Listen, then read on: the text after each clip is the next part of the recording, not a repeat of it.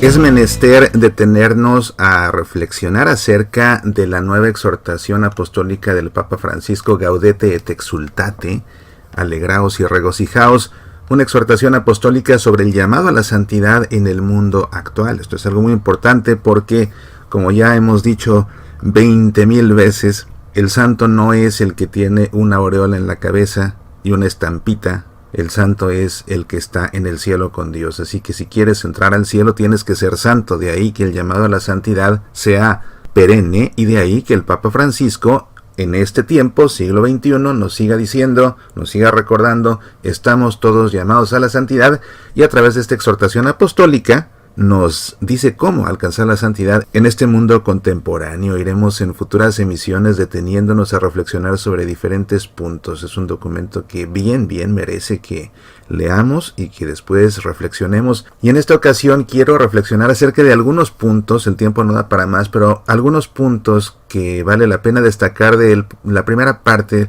El primer capítulo de esta exhortación se ocupa del llamado a la santidad. El Papa comienza con 3 párrafos muy sencillos, en los que simplemente nos habla de los santos que ya conocemos y de cómo en los procesos de beatificación y canonización se tienen en cuenta los signos de heroicidad en el ejercicio de las virtudes, la entrega de la vida al martirio y también los casos en que se haya verificado un ofrecimiento de la propia vida por los demás sostenido hasta la muerte. Yo recuerdo, por ejemplo, el caso de San Maximiliano Kolbe, que ofreció su vida en el campo de concentración para salvar la vida de un hombre que quería volver con su familia y que había sentenciado a morir injustamente. Pues bien, el Papa hace una referencia muy sencilla y superficial a los santos canonizados, porque realmente el tema es la llamada a la santidad de nosotros, de todos los demás. Y así es que el Papa comienza a desarrollar su verdadero tema, hablándonos acerca de los santos de la puerta de al lado. Y fíjate cómo el Papa a lo largo de esta exhortación apostólica siempre habla con ese estilo tan coloquial que él tiene. San Juan Pablo II era un gran filósofo, por supuesto, entonces su lenguaje era muy filosófico.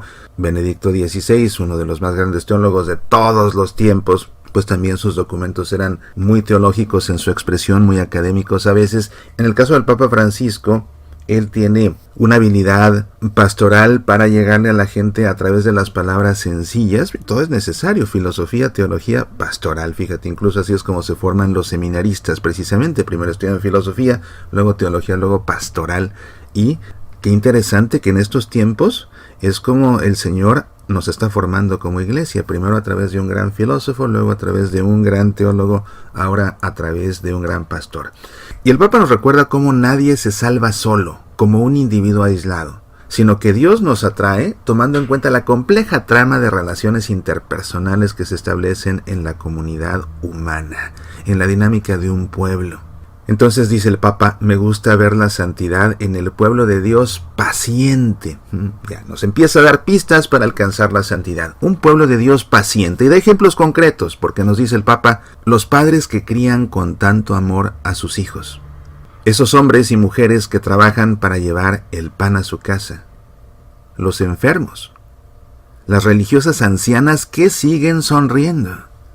En esta constancia para seguir adelante día a día, veo la santidad de la iglesia militante. Y enfatiza el Papa, esa es muchas veces la santidad de la puerta de al lado, de aquellos que viven cerca de nosotros y son un reflejo de la presencia de Dios. O para usar otra expresión, la clase media de la santidad.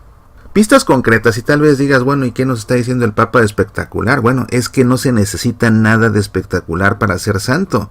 Se necesita vivir bien la vida que Dios te da. Vivir bien el momento que te toque vivir en la vida. Entonces eres padre, eres madre y crías a tus hijos con amor y con paciencia. Si lo haces con amor y con paciencia, vas a alcanzar la santidad. Si lo haces con desesperación, con gritos, con irritación y peor con golpes, pues lo dudo mucho. Los hombres y las mujeres que trabajan para llevar el pan a su casa.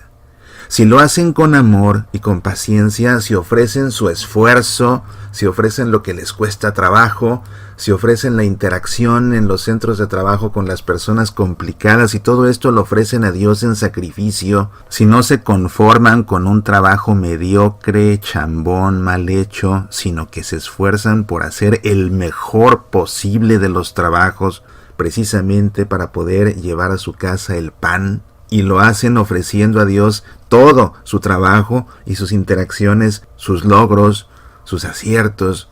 Todo lo ofrecen a Dios en vez de estarse quejando, renegando, maldiciendo el centro de trabajo, maldiciendo a los compañeros de trabajo, maldiciendo la suerte de tener que trabajar. Por supuesto que ellos no van a alcanzar la santidad. Si ellos mismos están haciendo de su vida laboral un infierno, ese no es el pueblo paciente que alcanza la santidad. En cambio, el que trabaja con paciencia y con amor, ese puede alcanzar la santidad a través del ejercicio de su trabajo.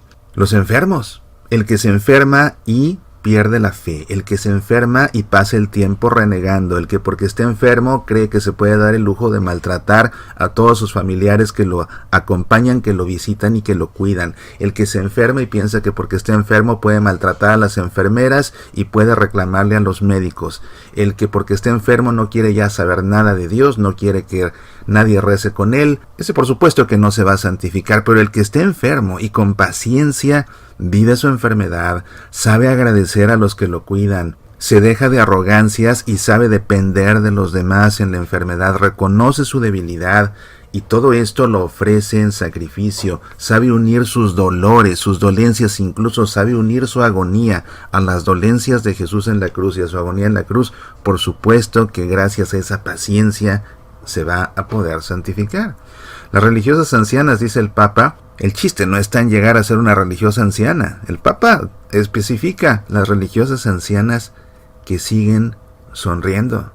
Esas monjas malhumoradas que a todo el mundo repelen, ¿verdad? Esas monjas malhumoradas que sufren el síndrome de la glorieta, el síndrome de la rotonda, ¿verdad? Que todo el mundo les da la vuelta por su forma de ser, las que trabajan en colegios católicos, que les tienen miedo otras religiosas, que les tienen miedo las maestras, que les tienen miedo los alumnos, que los papás, que qué mal habla de ella y con qué resentimiento nos deja por su forma de tratarlos y maltratarlos. Eso, por supuesto que una monja así, por monja que sea y por 20,000 rosarios que desgrane, no se va a santificar. En cambio, la religiosa anciana que sigue sonriendo y que a través de su sonrisa hace sentir a los demás la presencia de Dios.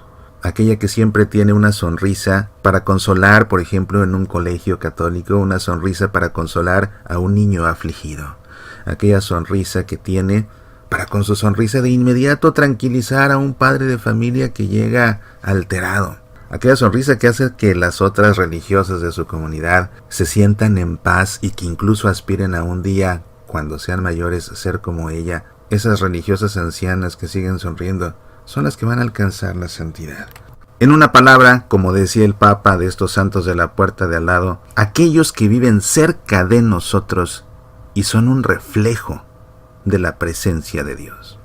Tanto se puede reflexionar sobre esta exhortación apostólica y por supuesto que lo iremos haciendo, pero tenemos que hacerlo paso a paso, así nos tome mucho tiempo. Por supuesto no podemos dedicar todas las emisiones de Semillas para la Vida a este tema, pero claro que sí iremos deteniéndonos sobre diferentes aspectos fundamentales, porque esto es un tema muy serio. Realmente nuestra salvación, porque nuestra santidad va de la mano, están de por medio. Soy Mauricio Pérez, estas son Semillas para la Vida.